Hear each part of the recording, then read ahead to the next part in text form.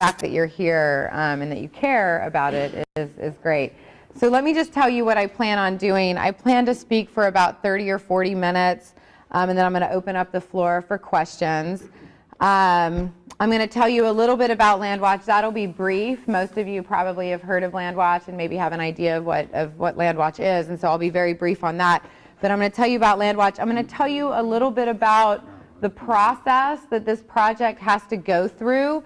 Again, a lot of you are probably already familiar with these processes, but I think it's important for you to understand what has to happen for this project to get either approved or not approved.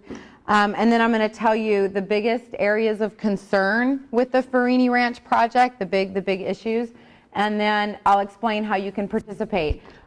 First, I brought some paper and pens if anyone just feels like they want to take notes. Some of this is a little technical, so I'll just leave them up here if you want some scratch paper and some pens. There you go. The other thing I have up here is my business cards that you're welcome to take one if you want to get a hold of me later.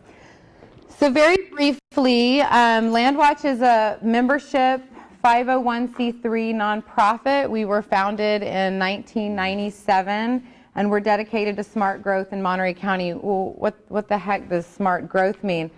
Growth within city centers, growth that gets built concurrently with the infrastructure that's needed to support that growth. For instance, LandWatch doesn't like it when a development is built and they say, yeah, there's going to be huge traffic impacts, but we'll build that intersection later, and you guys just deal with the impact in the meantime. We like growth that the infrastructure is built concurrently with the development. So we have some more chairs. Let us pull some out for you guys. It doesn't cost the taxpayer money. We don't really think it's a good idea for taxpayers to have to pay for a private developer's benefit. It's just not fair. That's not smart. Sure, I'll wait. Finally, we think smart growth is growth that happens in areas that have adequate water supply. That's a big deal for us. Kind of a no-brainer, but sometimes it doesn't happen in this county. So LandWatch, how does LandWatch ensure that smart growth happens in Monterey County? Well, we do it through meetings like this. I mean, it's really important to LandWatch that people have the opportunity to know about development projects that are being considered in their area. We do it through advocacy, i.e. lobbying. I mean, we lobby elected officials to make decisions based on our principles and our members' principles. Remember, we're a membership organization. We have hundreds and hundreds of members in Monterey County. And finally, we're not afraid to use all the tools that are available to 501c3 nonprofits, referendum, lawsuits, initiatives. Think MST Whispering Oaks. Are you guys familiar with that project? I see a lot of head shaking. In that case, LandWatch lobbied to get the supervisors to make the right decision. They didn't. We filed a lawsuit. We did a referendum. The supervisors changed their minds because they realized that the public was on our side, not on their side. And so we're certainly not afraid to use all the tools available to us.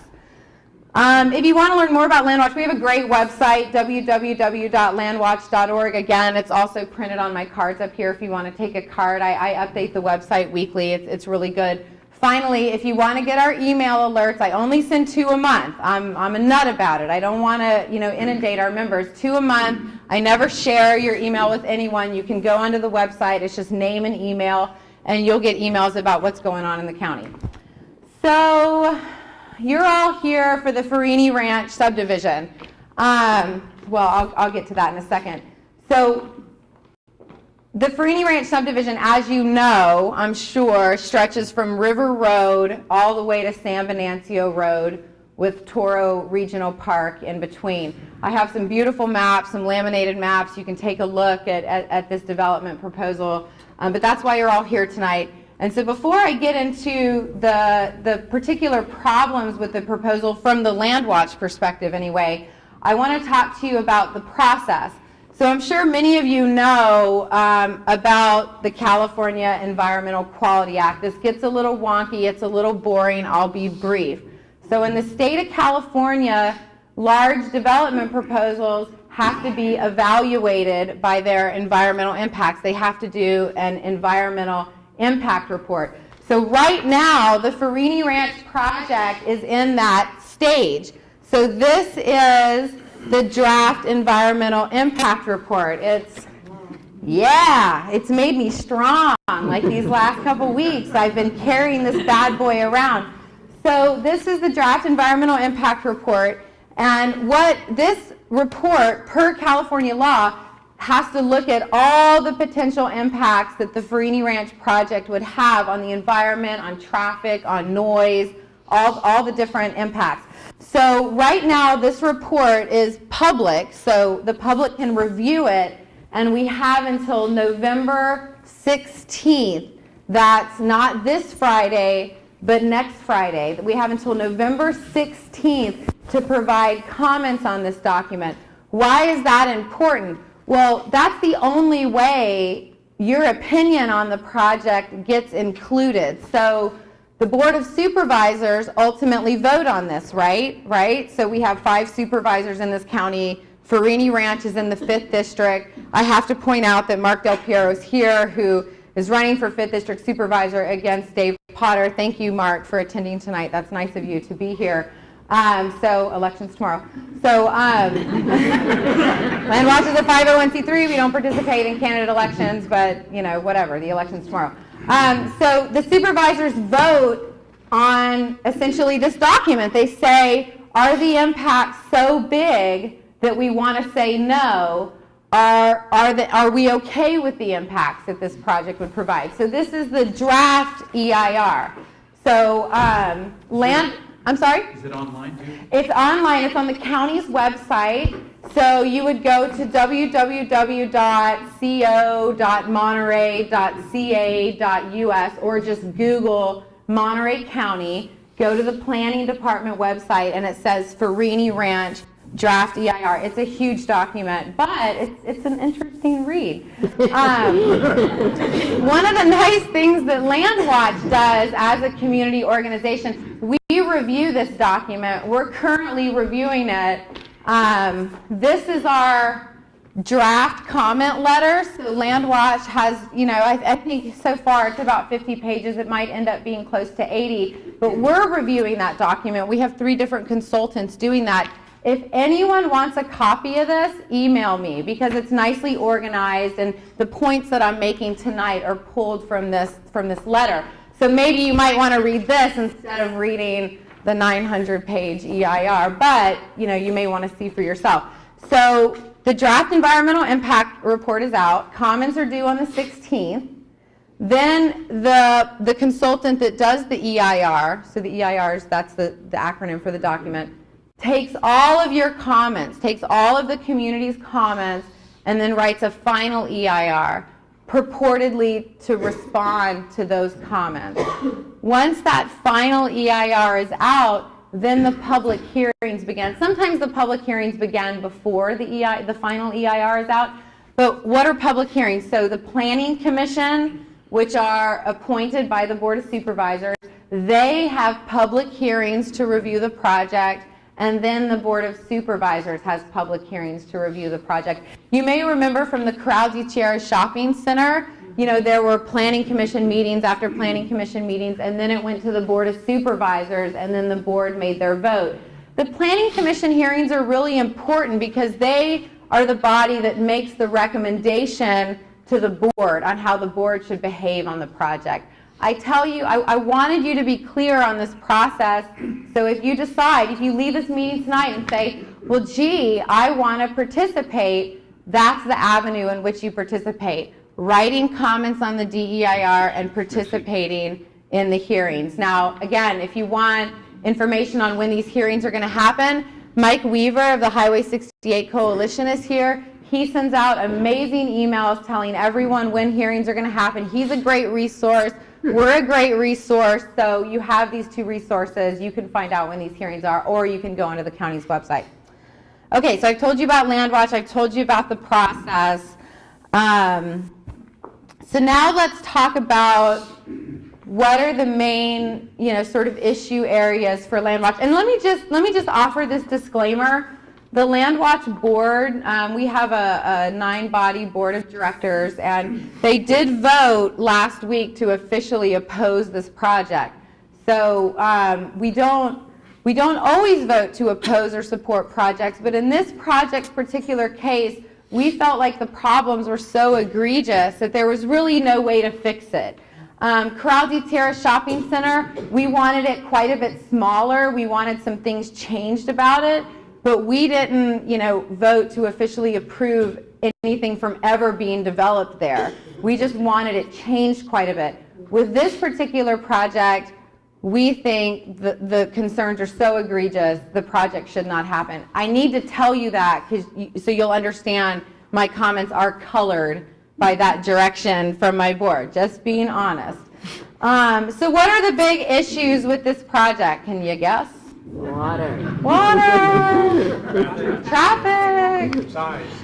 Well, size, yeah, gets to impacts. It's also, and, this may or may not matter to some people. It matters to me because I'm a trail runner out in that part of the county. The scenic view shed is going to be drastically changed in that part of the county. And again, I've got these great maps that I had blown up out of the EIR.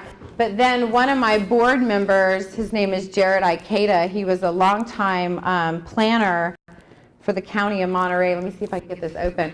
And he did these great overlays with Google Earth. So it's like an actual photograph of the area showing where the lots are going to be. So you can really see how it's going to impact the scenic view shed. I think I'm just going to pass these around. They say in the School of Presentations, you're not supposed to pass stuff around, but there's no overhead. So if you look at these, and I'll pass them around, you can see where the lot lines are, and I clearly identified where you're looking. You can see when you look at these. So I'll pass these around, and you guys can take a look at them. I can pass them around if you want to. Oh, thanks, Bev. There's a bunch of different views of the project. And so let me get into the project.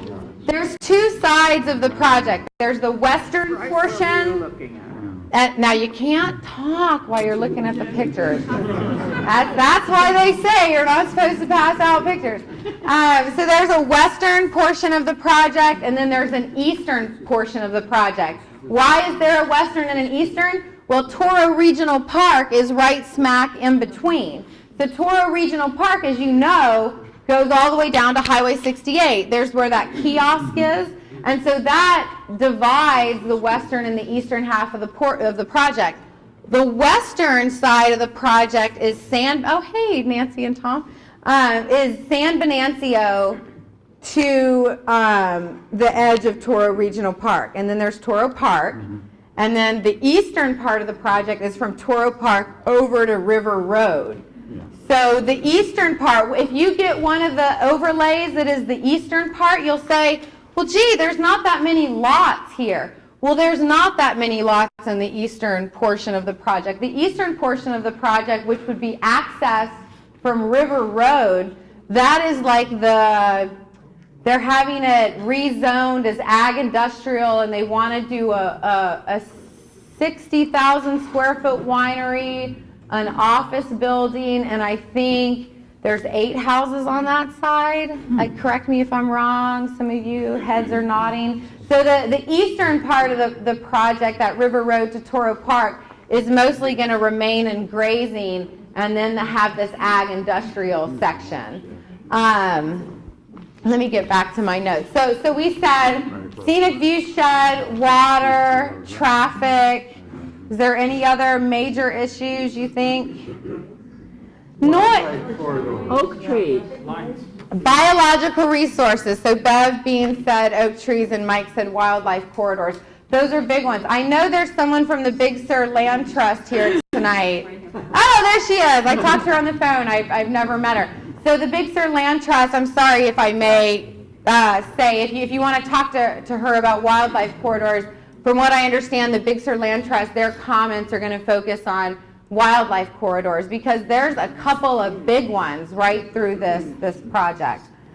So what I'm going to start with, so before I get into the issues, see, I've got about 15 minutes to do the issues. Are there any basic questions, like just basic, like, wait, why am I here? What are we talking about?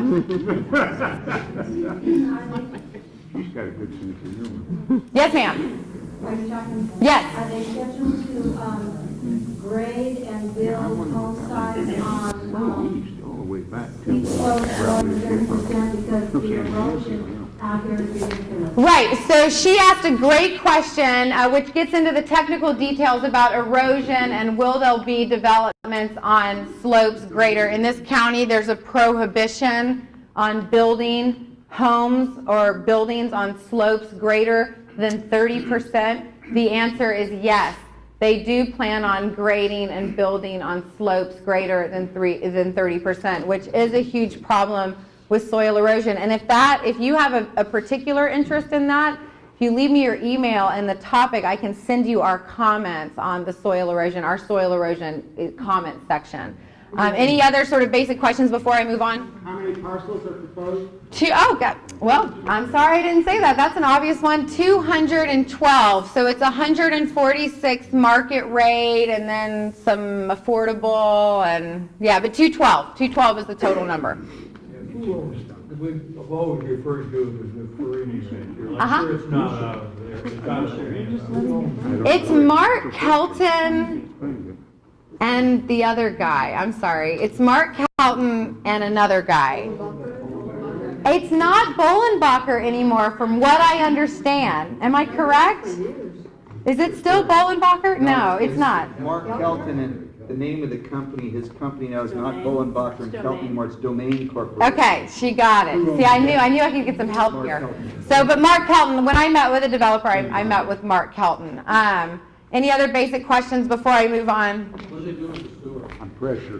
What they're doing with sewer is they're going to try and hook up to the Cal-Am sewer system, which serves, I'm sorry?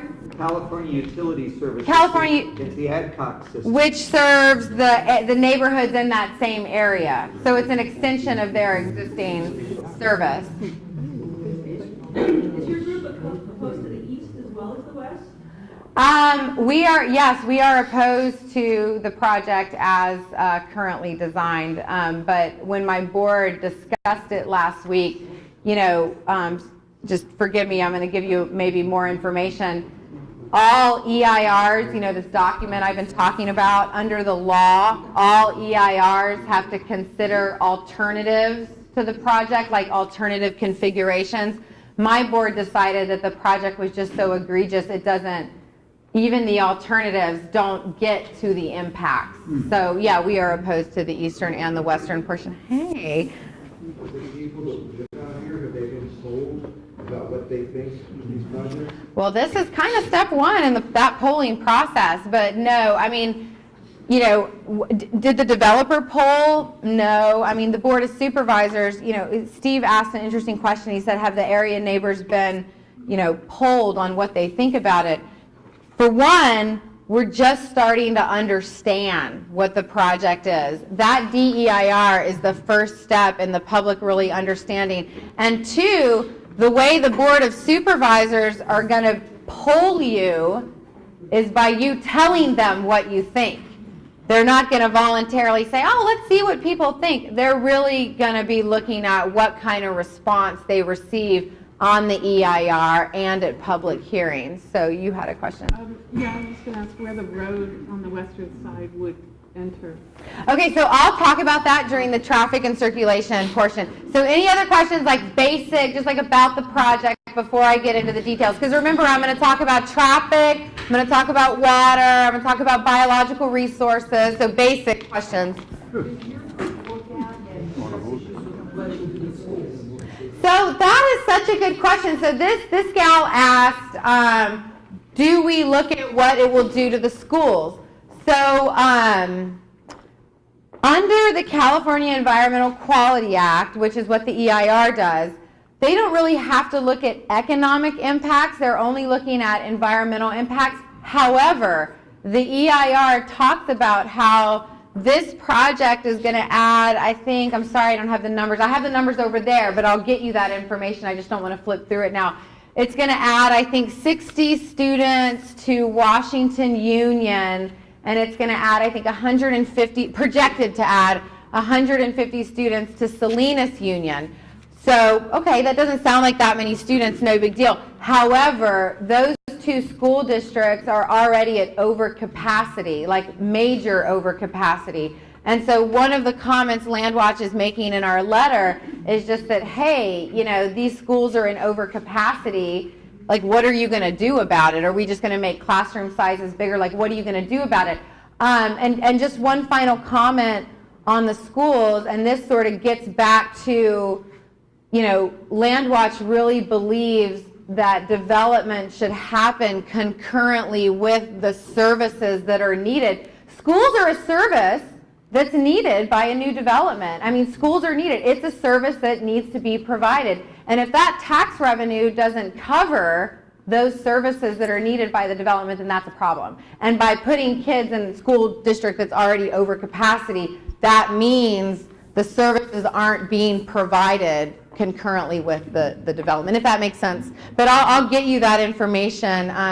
We have a new, LandWatch has a new board member. She's great. She's young, she's smart, she's 28. She's a transportation planner for CSUMB and has a particular interest in schools. And she brought up that question at our board meeting, and I did some research and found that no, in fact, you know, these students are going to be an overburden to the two school districts that are going to serve it.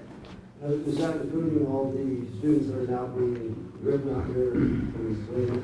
Yeah, the way they look at it is just like Salinas Union. How many students can it serve? How many students does it have? That's out of balance. This development will further make it out of balance. Washington Union and Salinas Union will both receive students from this project, and Washington and Salinas are both at overcapacity. What the EIR says that. So I can point to the pages in the EIR where that says that. LandWatch didn't do that research. That the EIR preparers did that research. Considering the fact that from Pennsylvania the other way, we're under a water restriction. And the other way, they're not, as I understand it, they're not in the valley, one. So you're talking about the boundaries of the B8? The boundaries of the B8 and the Salinas Valley system that are funding the dams and whatnot. Right. They're not, as I understand it, they're not in either one of those. So, proposals sure. For what? So I will get to the water section. So I think it sounds to me that we're ready to move on to the details. Any more basic questions? Myron, okay, 2 more basic questions, then I'm moving on to the details. What's up? What effects will this project have on the rural fire? On the fire district? So, you know, Myron, that's a great question. LandWatch does a whole section on fire hazards because this project is in a very high fire hazard zone per state mapping. I mean, you know, the state determines that, not necessarily, you know, the county. So what we primarily talk about in our fire district or our fire comments is how it's kind of technical, so bear with me. I'll just give this 30 seconds. So under the rules in Monterey County and the state, when you have a house that's built in a high fire hazard area, you have to clear around that house. You've seen the signs, 100 feet defensible space. One of the things that the EIR failed to do was consider the impacts of not just the house, but then the area that has to be cleared to make it safe for fires. So we say, hey, wait a second, you didn't evaluate all the impacts. You just evaluated the impacts of the structure of the house. Now, Myron, that doesn't answer your question of what does it do to the fire districts. We didn't get into that. We mostly got into the school districts because luckily I have a board member that really cares about that. but we do talk about fire hazards and what it means and what policies it's not meeting and what impacts will be felt that the EIR didn't evaluate. Again, I can give you those sections of our letters. Okay, one last question and then I'm moving on. Well, one thing I had, I was kind of curious about this construction that's going on just right near the creek. It looks like an extension of Portola Avenue. Is that You're the expert. No, that's the Bureau of Land Management. Parking That's lot. the Badger Hills improvements, they call it. We took it to Sam Farr, we took it to Bill Monning's office, we took it to the county. Everyone basically said they did not have jurisdiction, it's BLM, and BLM chose to go in, even though the President's proclamation called for a comprehensive traffic plan for the new national monument. BLM went in and just did that as a piecemeal development and are taking out trees and are going to be putting a parking lot in there, a parking lot for cars and horse trailers, and then turn lanes in the median of Highway 68 so that cars with horse trailers can wait for an opening and then pull across the road into the horse trailer area for purposes of going hiking, and then also permanent bathrooms in there. So I'm sorry, but BLM just took the ball and ran with it and are doing it. And that's an interesting conversation, and Mike knows a lot more than I do about that particular project along Highway 68. So if you want, I really encourage you to talk to Mike. He's a wealth of information, so please talk to Mike. I'm not your gal on that particular project. Okay, so finally, 921 or 14 acres of oak woodlands are going to be removed as a result of this project. And as I said, the four biggest issues: water, traffic, scenic viewshed, and biological resources. So first I'm going to start with viewshed because that's sort of the quickest. You all saw the overlays, I'm sure, that are being passed around, and I'm going to make those available on our website as well. So this project's going to really impact the viewshed. So originally the project was proposed in the Lupin Field, as you guys all know. I'm sure a lot of you have lived here for a long time. And everyone went crazy and said, no, you can't put it in the Lupin Field.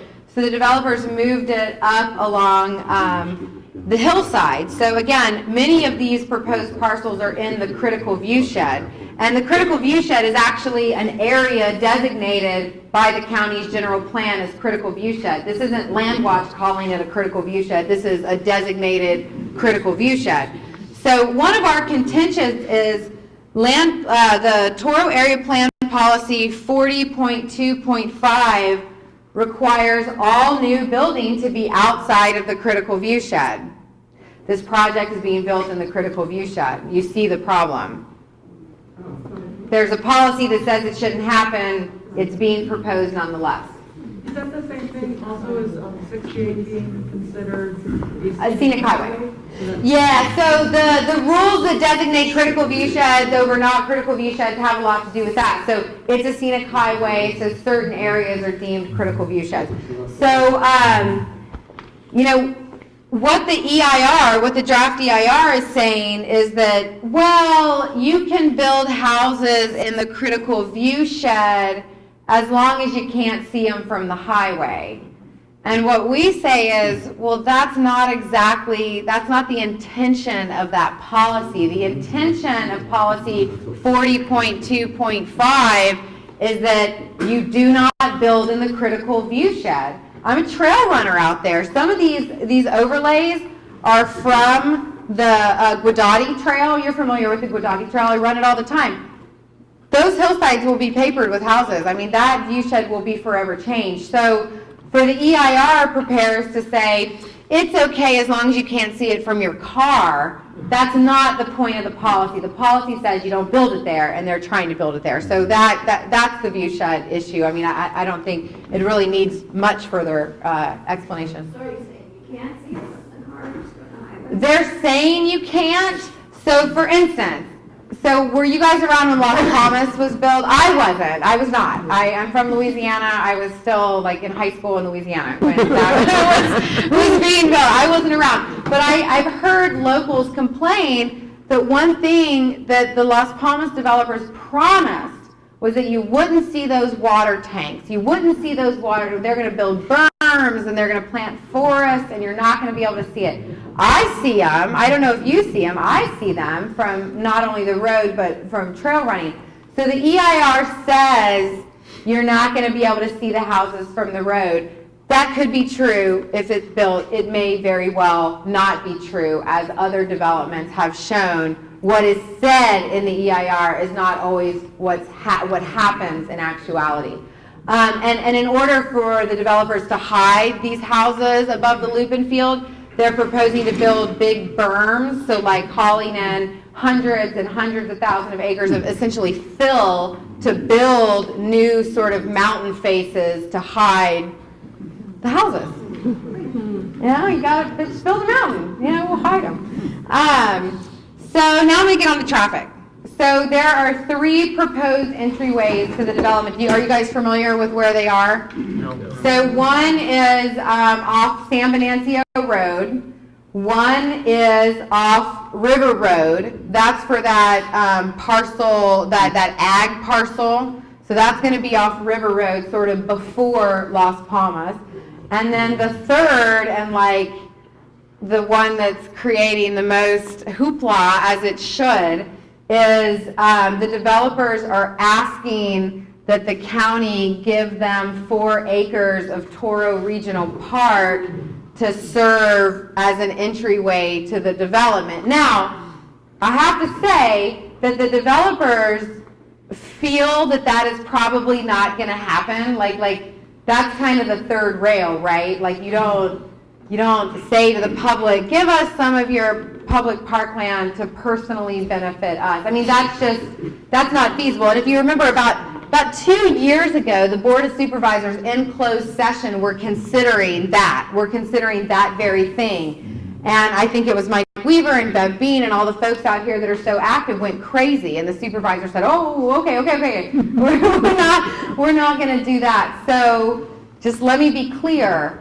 One of the entryways proposed is on 4 acres of Toro Regional Parkland, but that's probably not going to happen. So they would reconfigure that entryway. So you know where Torero Road is? Okay. So if you're driving from here to Salinas and Torero Road's on your left, right before Torero Road, there's like a break in the neighborhood. It's called the Greenbelt. The Greenbelt. Well, it's not the Greenbelt. Caltrans owns it. It ain't no Greenbelt. It's planned for a road. When Toro Park was built, it was called the Greenbelt. But it's not really a Greenbelt. It's something that Caltrans directed that development to do. And this, I met with the developer and he explained it to me that Caltrans said, hey, we may have a development across the street someday. You got to leave this area open in case we do a road. So from what I understand, the roadway that's now being sort of supported by the developer is, it would be a traffic light.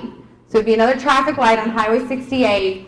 I think they would close Torero and move it down to that, as he calls it, the green belt, but that would be the entryway both to Ferrini Ranch and to Toro neighborhood. But Torero would go away and there would be a traffic light there. Does that make sense? Does everyone sort of get where, and I printed out and this is straight out of the EIR. So this isn't LandWatch created, but it shows the different entry points. And so after the presentation, you can come up and look at that.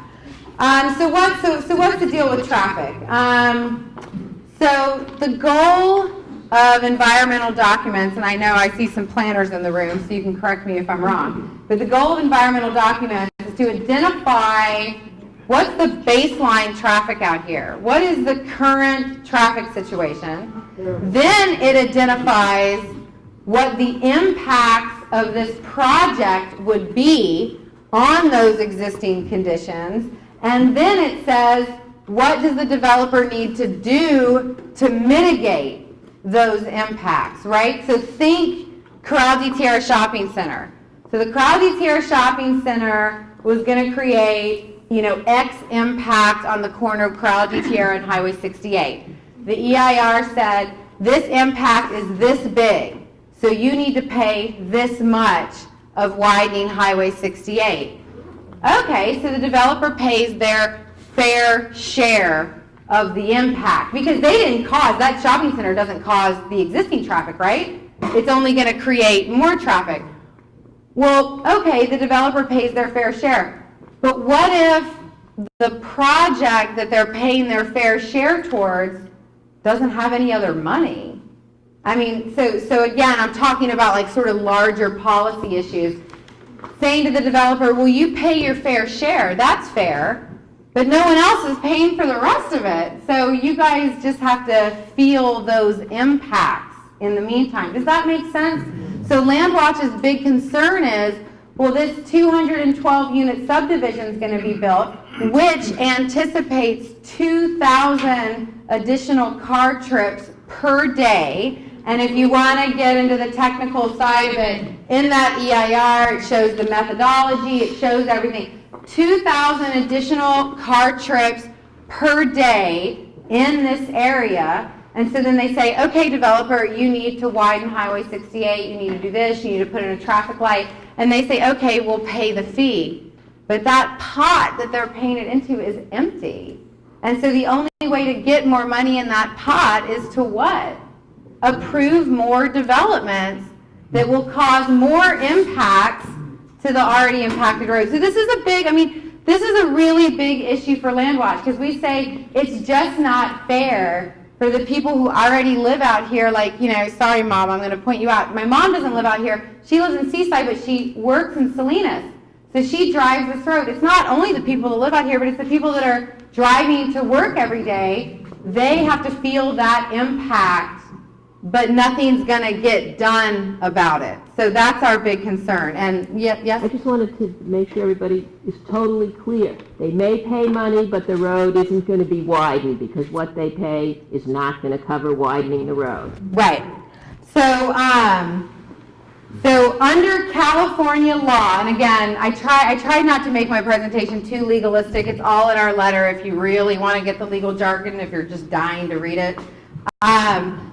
Under California law, payment of impact fees only mitigates the impacts if the project is actually going to get built. So in these cases, these impact fees will be paid. The projects are not going to be built. They're not even on TAMC's, the transportation agencies. They're not even on TAMC's priority list of projects. They don't even exist as projects. And what the DEIR is trying to say, oh, the fees will get paid, the projects will get built, and everything will be fine. And so we're saying, I'm sorry, that's just not true. So, so in summary, is that clear with traffic? I don't really. Again, if you really want the very technical details, I will email you the LandWatch letter. No problem. You can read it. Does LandWatch have a position on the ultimate build-out of Highway 68? Are you opposed or in favor of widening 68 in the long term? Well, so you asked two questions. Do you guys mind if I digress a bit? I'm only going to take 5 more minutes, about 5 or 10 more minutes of your time, but I'm going to digress because that question's a good one, and I struggled with whether or not to talk about it tonight. So, you guys familiar with the general plan? I know, it's like, oh, the general plan, Jesus, it's taking forever. I know, it's like, oh, the general plan. So under California state law, every county must have a general plan that lasts about 20 to 25 years. Our last general plan was, the new one is 2010. What's the one before? 82. I was just, what was I, a little toddler mom? I was 1.5. I wasn't even quite 2 yet. So there's the 1982 general plan, then there's the new 2010 general plan. And I promise you this answers your question, it's just a little convoluted. So the 2010 general plan was approved in October 2010. But that plan hasn't really been implemented yet. They haven't written all the rules to support that plan.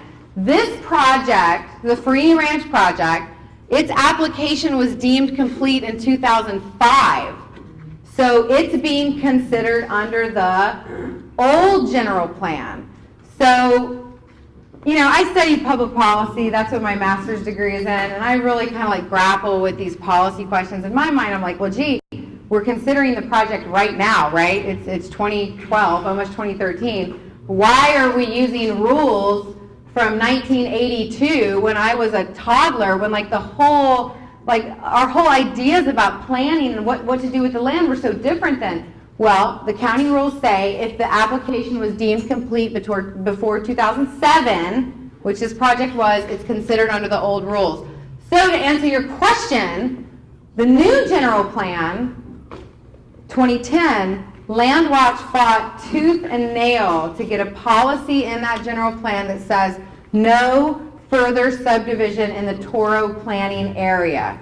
We won. We got that policy. There's a policy in the new general plan that says no further subdivision in the Toro planning area, which stretches all up Highway 68, down River Road, because guess what? There's no water, and we don't have the capacity to put more cars on the road.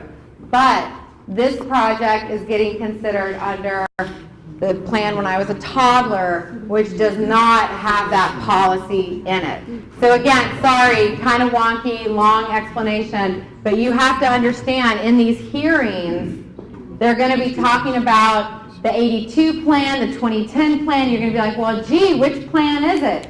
This project is really being considered under very, very old policies. And one of LandWatch's points in our letter is it should be considered under the new policies. That's what it should be considered under. Does the old plan have the view shed I policy? believe It does. His It does. question was with regards to Highway 68. What happened to Highway 68? Well, You skirted that issue. No, I didn't skirt the issue per se. I said you asked two questions, so I'm sorry I forgot the second one. Your question was, does LandWatch support or not the widening of Highway 68? We want highway projects getting built concurrently with the projects that provide the impact. If the Board of Supervisors approves this project and Highway 68 has to be widened, then we say you better widen it to mitigate the impact of the project. We don't like take a position on whether a road should be widened or not. We're already there. Exactly. So approving this, All the way along, so you can't lean off on one guy coming up the road. we can have a conversation after this. I think you're right in that we're already there. What's the level of service on this road? What's the level of service on Highway 68? Like F, like not one more car can be put on the road. So I think the real question is not what does LandWatch think about highway widening or not. That's not the question. The question is, should the supervisors approve a project that's going to put 2,000 more cars on the road when that highway is at level of service F and when there's no plans to widen that highway? It's not about what LandWatch thinks. It's about what's the right thing for the supervisors to do, right? That's the question. We don't, to me, that's the question. But you have an opinion if they decided to do the project, to wipe it out, LandWatch would have an opinion on it then, right? Well, I already told you what LandWatch's opinion is. We don't like the project. Now you're talking about the Ferrini Ranch, I'm talking about widening Highway 68. If that was somebody proposed to do that, you guys would have an opinion on it. It's not somebody would propose to widen Highway 68, it's Tansy and the county that would make that decision. And again, my board makes policy decisions. I mean, it's up for my board. If my board was here, they could have an impromptu meeting and say, would we support or oppose the widening of Highway 68? But I could tell you what they would probably say is it necessary for traffic flow because of all these projects that have been approved? And if the answer is yes, they would probably say, gee, then the highway needs to be widened. But I mean, it kind of needs to be widened now. And the supervisors, again, keep considering more projects that are going to put more traffic on that road, and it's their bad decision. It's not what LandWatch thinks about the widening of a highway. Okay, so finally, talk about view shed, I've talked about traffic, I'm going to talk about water, and I am not going to take very long because I want to give plenty of time. So, water. This project is relying on the Salinas Valley Water Project. So this project is in Zone 2C. It's called Zone 2C. Like I'm in Zone 2C. I live in South Salinas. I live in Zone 2C. I pay on my property taxes money towards Zone 2C. This project is in what's deemed Zone 2C. Now, what does that mean? People in Zone 2C pay money towards the Salinas Valley Water Project. What is the Salinas Valley Water Project? Does anyone know? really want an explanation. No. It's like a 1 cent. It's the rubber dam, right? It's the rubber dam. It's more than that. You are right. Expensive rubber dam. It's the rubber dam. So has the rubber dam ever been operational? No. Sort of. Not yet. It's broken. It crumbled like last year. Like they tried to bring it online the year before. 1 million repairs so far. So the rubber dam is not working yet. It could work. I just want to be clear on that. We're not like praying that the Salinas Valley Water Project doesn't work. I hope it works. They put in a rubber dam. They did some improvements to Lake Nacimiento. There's other stuff. I'm not a technocrat. But this project relies on the Salinas Valley Water Project. The Salinas Valley Water Project, the county has admitted, the County Water Resources Agency has publicly admitted that they cannot prove whether the Salinas Valley Water Project is going to achieve its goals. What is its goal? Stopping seawater intrusion, right? The Salinas Valley Water Project is to stop the seawater intrusion that's inundating the aquifers underneath almost, I think it's like past the city of Salinas at this point. I think my house is above seawater intruded area and I live in South Salinas. So the Salinas Valley Water Project rubber dam is supposed to help that, as was the CSIP program. The CSIP program is working, it's functional. Rubber dam is not. So LandWatch is really concerned that this project is going to be approved sort of like, oh, well, we're relying on the Salinas Valley Water Project. We don't think that that's kind of the right thing to do. Again, getting back to how I started this conversation, smart growth. What is smart growth? Ensuring there's water, ensuring the roads are built to accommodate the traffic for the problem, for the project, ensuring that there's enough school space for the kids to go to school, ensuring blah, blah, blah. That's smart growth. Well, they're relying on a water project that's not fully functional yet. And in our comment letter, if you want to read the water section, we pull out that language where the county has publicly said, this water project is not fully operational and we need 10 years to see if it actually is gonna work. The other thing, I don't know if I want to get that technical. We can handle it. Well, but okay, so I'll finish with this point on water. So LandWatch is really concerned that the Salinas Valley Water Project was oversold. What does that mean? You might hear the term paper water sometimes. So the Salinas Valley Water Project said, Zone 2C has X amount of thousands of acres in agriculture. It has X amount of houses. We anticipate there'll be X more houses, and we anticipate Y more acres of irrigated land. So when they did the Salinas Valley Water Project, they said, this is sort of the pie. This is the water, we need. Here's the pie. This is what we need. Well, since the Salinas Valley Water Project has been approved, Zone 2C has 17,000 more irrigated acres than they anticipated. And like, for instance, this project wasn't anticipated in the Salinas Valley Water Project. So, well, what does it matter? 212 more houses. Well, it does matter. It does matter. The project is already oversold. This project would further oversell the Salinas Valley Water Project. And again, we don't know if it's working yet. And so in LandWatch's comments, we just say, wait a second. I mean, how can you add more when you're not even sure if the project you're using to justify all this even works? So one thing, and I made plenty of copies of this. This is something, it looks a little boring. It's like an Excel spreadsheet. It's two-sided, but it's only one page. This is something that LandWatch has been doing for years. This is a list of all of the approved projects in Monterey County, projects that have been approved over the years, but aren't yet built. Why is that important? It's really important because there are 10,800 homes that have been approved in Monterey County, but they haven't begun the construction on them yet. So what LandWatch does, when a project's approved, we add it on the list, and then when it gets built, we take it off the list. Well, what's been happening since LandWatch has been around since '97, lots of projects get added. Lots of them get added all the time, but they're not coming to fruition. Think Fort Ord.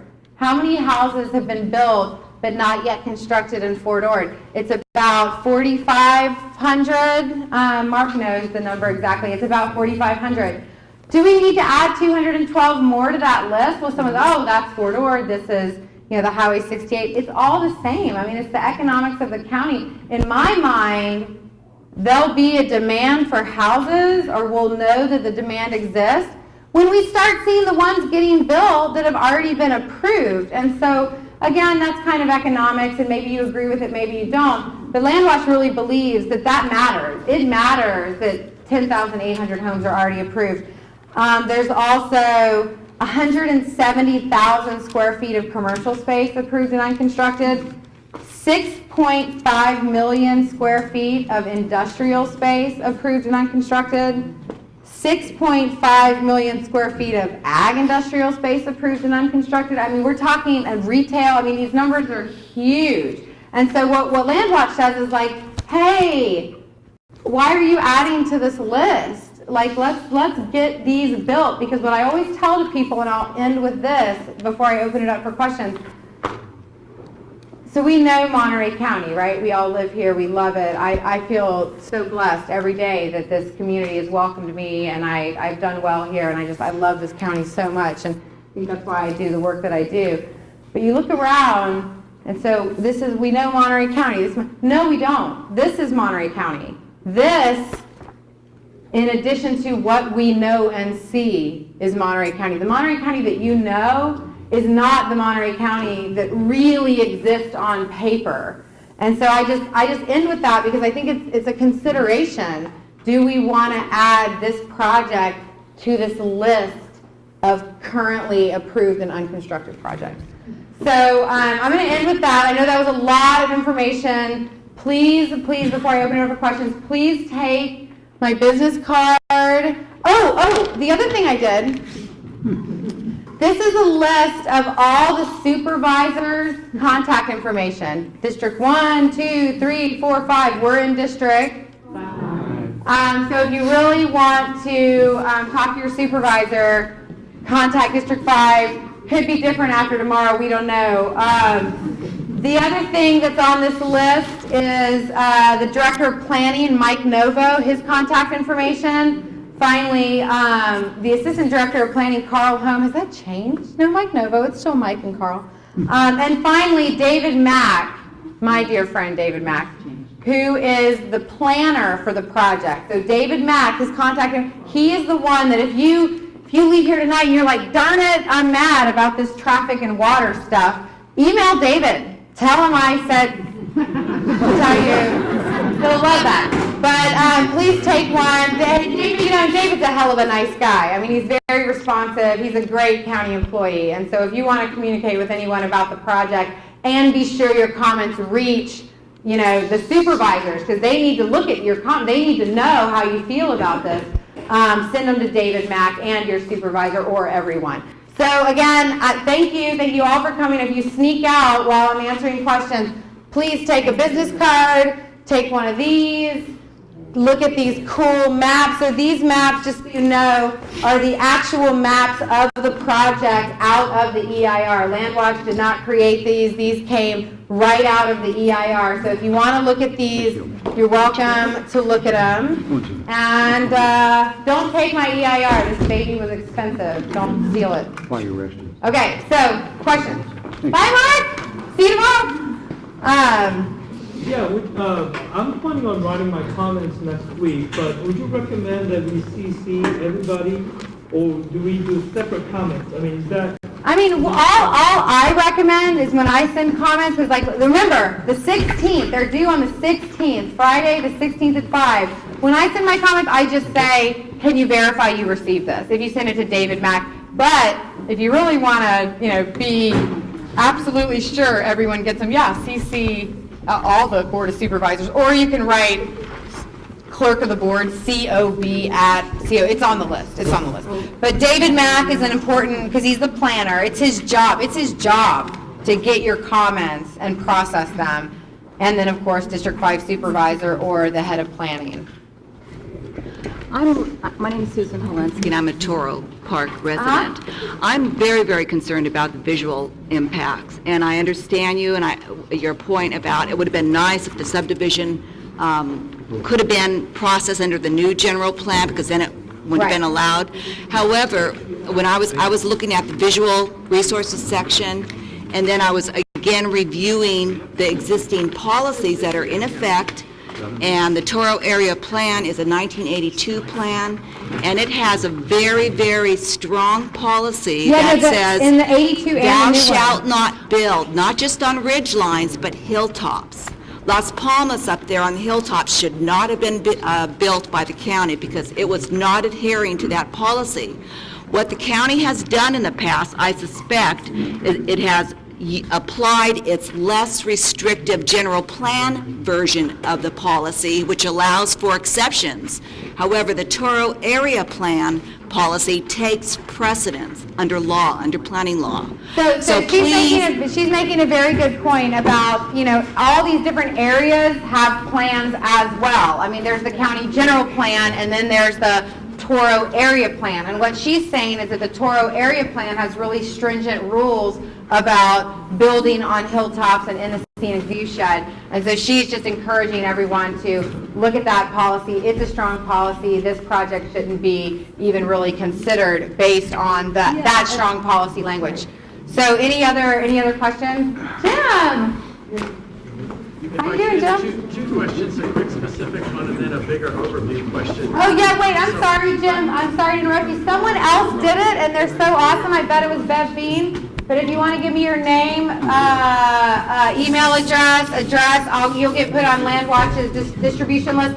4 letters a year, 2 emails a month. I never stray from it. You won't be over bothered. Sorry, Jim. Okay, the technical question, the project, their proposal was deemed complete in 2005. Typical use permit is for 2 years, so somehow or another they've been able to keep it alive. You all are good at the details, so you went through, technically they have done and been able to bump it. Right. So they're clean on that, okay. Well, not exactly. One of the contentions that we have in our comment letter, sorry, Jim, and I didn't bring this up because, again, it's kind of technical. And if you want our 50-page comment letter, I will email it to you, no problem, and you can read it. One of our contentions in our comment letter is there's 2 things that have to be submitted with an application for the application to be complete. One of them is a hydrologic study, and one of them is like a nitrate loading. It's something about the contamination of the water study. What the developers did is they submitted a piece of paper that said TBD, meaning to be determined. And the county still deemed the application complete. So we actually don't believe that the application was really complete in 2005. So I just wanted to say that, but it's kind of technical, so I didn't say it earlier. Sorry, continue. Well, that's fine. And then the bigger question I hope to get audience feedback on is that LandWatch has a ton of great arguments and tools here. From the little bit I've been able to gather about the developer, they're pretty sophisticated and know what they're doing. I'm glad to see the park is here. This is such a logical extension of the park. It's an absolutely gorgeous piece of land if anybody else trespassed. So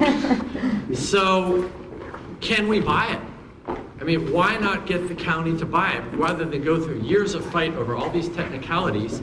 Through Melrose, Mark's Ranch was bought. I don't know if Big Sur Land Trust has the money, but Come on, Big Sur Land Trust, can you just buy it? I don't know if I did it. I lived up in the Bay Area, and we were successful with the Melrose project and got 360 acres added to the Lake Chabot Park. It was the same thing. It was a heavily used existing park. It was adjacent land. It made no sense to develop it. Had a lot of things wrong. It took 8 years. But it can be done, and the residents passed it, and it cost, I think, $125 a year on their lot to pay for it. So Jen brings up a great point. Like, gee, this land is a natural extension of Toro Regional Park and Mark's Ranch that the Big Sur Land Trust fought so hard to secure. I mean, it's a natural extension of it, right?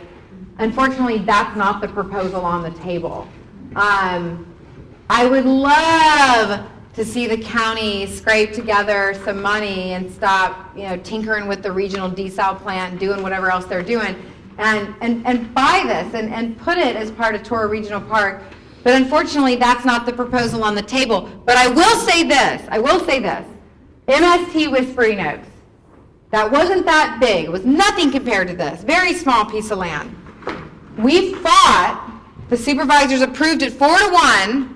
We filed a lawsuit, we did a referendum, scared the bejesus out of those supervisors, and they said, whoa, wait a second, okay, we'll reverse our vote. And then they went a step further, and they decided to rezone that property open space recreation. The reason I tell you that is because I really believe that it's possible, if you speak loud enough about how much you don't like this project, the supervisors, they have to listen. They're elected officials. They're elected by us.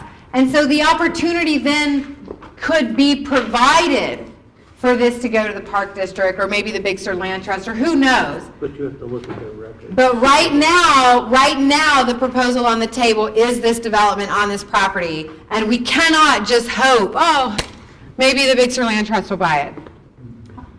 So let's go through this process. Let's work on it real hard. Let's let the supervisors know how we feel, and maybe it will turn out as well as the MST Whispering Oaks project turned out. Maybe not. I mean, there's going to be supporters for this project. I'm sure some of them are in this room. I mean, there's going to be supporters for this project. I mean, I haven't met any yet. I met the developer. I haven't met it yet, but they're there. And so, this is, LandWatch anticipates, I mean, I'm raising money like crazy. If you want to become a member, come on, join the website, or our website's there, give you my card. We're raising money. This is going to be I anticipate it's going to be a 2-year thing. This isn't going to go away anytime soon. And so the more you can participate, the more you can talk to Mike Weaver, Bev Bean, all these people out here that work so hard. That's what it's going to take. The supervisors have to hear you. And if you have like a big farmer friend, like someone who farms a bunch of land that can get through to Simone Salinas or Lou Calcano, I mean, these guys, they have big farming interest. That's who they listen to. It's not just us residents out in this area that are going to yell and scream and they're going to say, oh, you're right. No, they need to hear from their big campaign contributors. They need to hear from the people in their district that have a lot of pull. And I know the developers are reaching out to the vintner growers. They're reaching out to all different vintners. Because remember, they're building this winery, this 60,000 square foot winery. So they're saying this project is perfect for the ag wine corridor. We're going to put in this winery and these tasting rooms on River Road, and it's going to be the gateway to the ag wine corridor. They're really lobbying hard to get the wine interest on their side. So this isn't going to be, it's not going to be easy for us. I'm sorry, Jim, did that sort of answer your question? I would like to know if anybody's proposed it to developers rather than have to take the back door with the supervisors. Has anybody spoken to the developers and said maybe they get to build the winery and that's their project, but the land out here they're willing to sell? So one of the things, and I know I really don't want to take up too much of your time. One of the things that drives LandWatch crazy, very crazy. So this project is violating all kinds of policies, right? If you want to read our letter, you can get this project is violating policies that are on the book. Why did it get to this point? So then the developers spend, $1 million, $2 million, and they say, we spent all this money, you can't say no.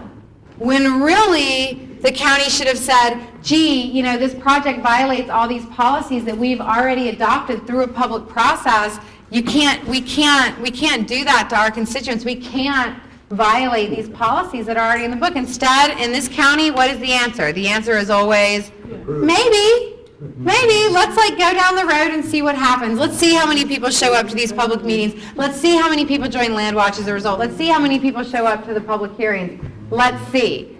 And then the developer spends all this money, and then it's really hard for them to turn their back on what they've invested in. And I understand that.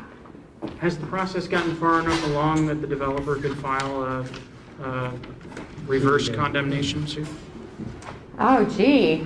I'd have to call our attorneys up in San Francisco to answer that. Well, I mean, that would cost the taxpayers of the county a lot of money if they had to buy it, if they could force the county to buy it back. Let's talk about that. Because I don't know. I just, I'm smart enough to know when to say I don't know. And I don't know the answer to that question. Could you repeat the question? He said, go ahead. I wanted to know if the process had gotten far enough, or what the criteria were for the developer to file a reverse condemnation if they were not allowed to develop.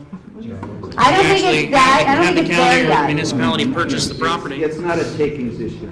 It's not a takings issue. Because it's rezoned. Oh, yeah, I didn't even talk about the rezoning. That'll be like meeting number 2. What is that? Very quickly, I'm fading fast too. The project site currently doesn't have zoning. It's so they call it the white hole. Not the entire project, but a big part of the project doesn't have zoning under the 82 general plan.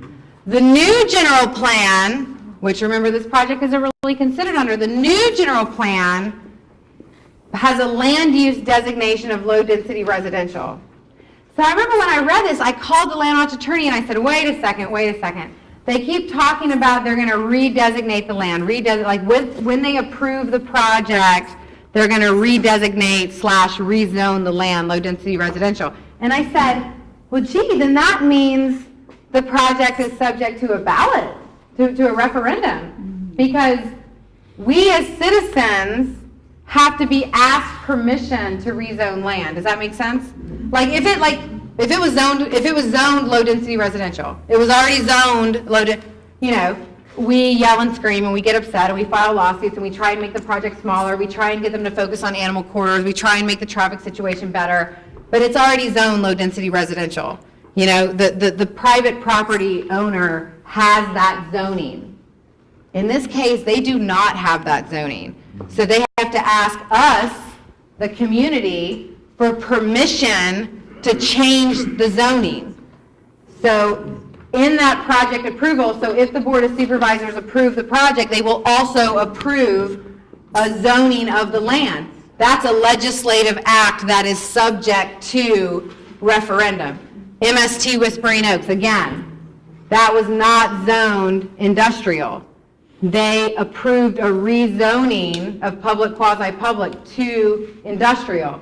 We collected 18,000 signatures. We were going to put it on the ballot. The supervisors cried uncle and just changed their mind. So I just want to say that this project, if LandWatch sees that the public is just angry over this project and we really feel there's enough support to collect signatures and bring this decision to the voters, we will do that, but we're not there yet. That's what I was going to start application, get some petitions, get people to, because when I was collecting signatures for, against the MST stuff. Yeah, Steve was a rock star. He collected a lot of signatures for us. But nobody told me it was a good idea to tear down those trees. Right. And I have a feeling that we're not going to find a whole bunch of people around here that think this is a good idea. Right, and that's really, it's like what I said to my board of directors. One of my jobs as the executive director of LandWatch isn't to know everything and be a technocrat and whatever, but one of my jobs is to be in the community and say, how do you guys feel about this? Do you want it? Is there a lot of support for the project? Is there a lot of opposition? And then LandWatch has to gauge our limited resources with what we're then going to do. Right now, we're using our resources to, evaluate the EIR. We're making sure that the attorney has read we have this fantastic attorney up in San Francisco. He's just a gem. His name's John Farrow and M.R. Wolf and Associates, and they do a lot of our work. They did the MST Whispering Oaks work for us. We're paying him to evaluate the EIR, pennies on the hour, he says, because he doesn't charge us much. That's where we're putting our resources. Once the public hearings start, and LandWatch can really get a sense for how the community feels, then that bigger discussion of should we consider referendum. But we also need to see what the supervisors, maybe the supervisors will turn it down? Maybe. Okay, so I'm going to take 3 more questions, and then I'm going to, I'll stick around, but I'm going to take 3 more questions because I know a lot of you are tired, and you got to get up early and vote tomorrow. Quick question. As probably the most knowledgeable person in this room, what is... Mike Weaver? No, you. What is your prediction regarding whether Corral de Tierra will ever be constructed?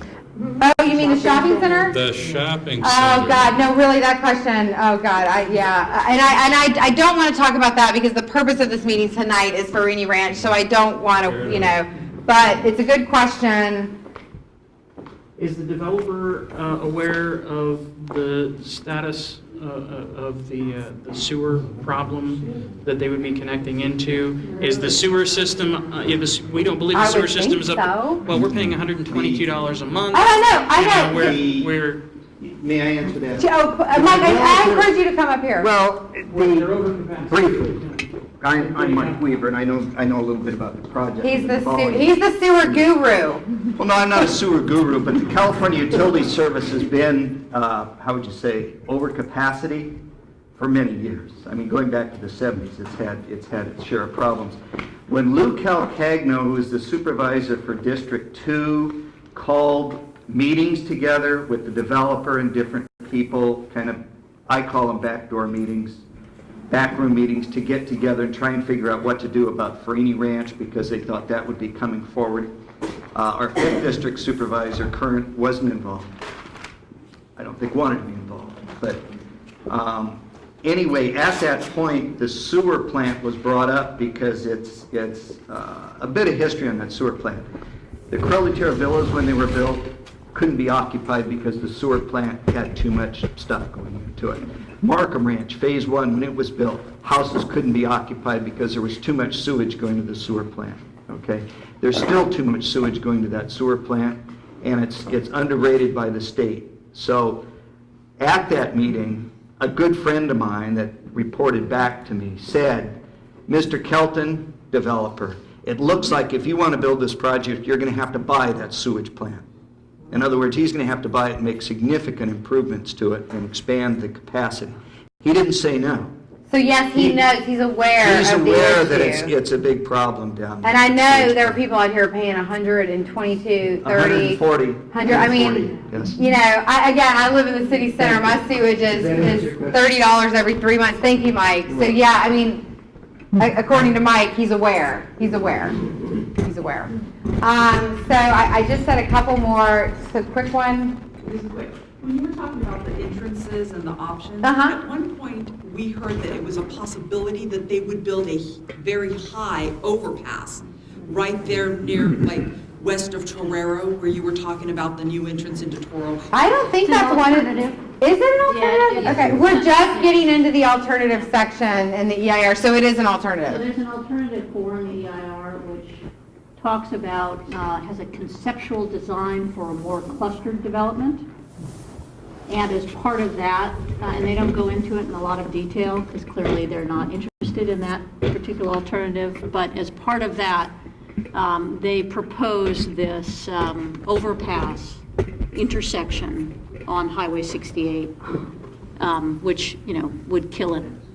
It just shows that they're not very serious about that alternative. Okay, so it's still listed in the alternative section of the EIR. So in my 4 years at LandWatch, I've never actually seen the supervisors adopt an alternative ever. But it's in there, it's evaluated. So that means, the possibility is open that could be approved. And I talked to our consultants today. Our comments on the alternative sections will be done probably around Tuesday or Wednesday of next week. Comments are due on Friday. So if you want to stay in touch with me, I can send you the comments on the alternatives. How likely is it that they're going to choose their alternative to put a stop signal, stoplight intersection at Torero, which would slow down Highway 68 to a Right. tower? So from what I understand, and this came from the developers as well, they know that the community is never going to allow Toro Regional Park land being given up for an entryway. I mean, it's just not going to happen. The developers recognize that. So there is an alternative in the EIR that looks at the light and that, on Highway 68 and all that, same amount of houses. It's not like they reduce the size of the project. It's not necessarily an environmentally superior alternative other than it doesn't touch the parkland. I would venture to say that when this project is at the Planning Commission and at the Board of Supervisors, that's the project that they're going to be looking at, is a stoplight on Highway 68, moving Torero Road, and not touching the Toro Regional Park. And the developers themselves have admitted that that's probably going to be what they go after. Because, I mean, I'm sorry, this community's not going to let, public parkland get touched. So final question. What about access from San Venancio? Is there going to be access from San Venancio into anything? There is going to be an access point from San Venancio Road, and I think it goes to, I want to say 40 houses, I might be wrong. It goes to an initial 12 and then many more behind the sand. So right here, you can see, this is, and I'll bring it over to you, this map right here, it's in the EIR, you can see it online, it's figure 3.12-2, but it's the three entry points to the development. And this is on San Venancio Road, and it looks like 1, 2, 3, 4, 5, 6, We already have a 7, 8, stoplight. 9, 10, 11. No, it's higher up on San Venancio Road. It's above, no, below the It's school. immediately across from Paseo de Vaqueros. Below the school. I'm wondering So- if you are aware that Right, so if anyone wants to see that. But no, there will definitely, the entryway point on San Venancio Road, that's not going away. If this project gets built, there will be an entryway to the project on San Venancio Road, just like there will absolutely be an entry point on River Road. The entry point on Highway 68, we're not so sure about. I see there's 2 more questions. Please talk to me after. I'm sorry, welcome to the developer. The developer is here. So I'm going to end it. I'm not going to take any more questions. Just one second. Do you want these laminates back for future use? The ones that are covered in plastic, well, I mean, if you really want it, if you're going to use it, take it. If you're going to use it, take it. If you're not going to use it, I want it back. Okay, I just wanted to say that in order to have a referendum, to have these meetings, to have these comments, to have the leadership of LandWatch in these issues, we need to support LandWatch, and I wanted to urge you to join, to contribute, and most of all, to speak up, and I want to thank Amy very much for coming.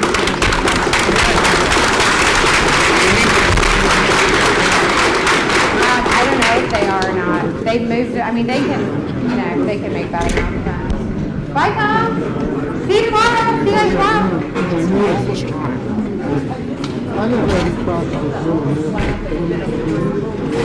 Oh, yeah.